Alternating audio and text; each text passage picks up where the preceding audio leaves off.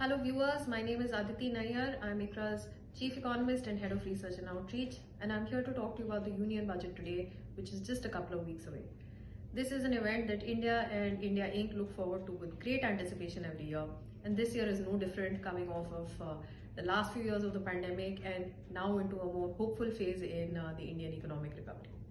So when we look at what is expected from this year's budget, it's a very fine balance that Government of India will have to manage between supporting the economic recovery and nurturing it further, and also showing some fiscal consolidation to remain on the glide path for the medium term that it had indicated earlier.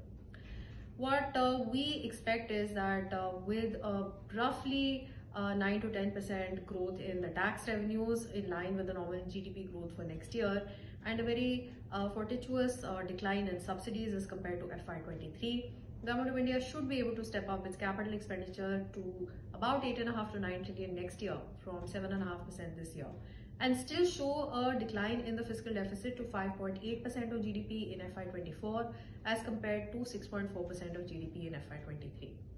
Within capital expenditure, what we're hopeful of is that the infrastructure sectors will see higher allocations, whether it's roads, railway, power, renewable energy, etc.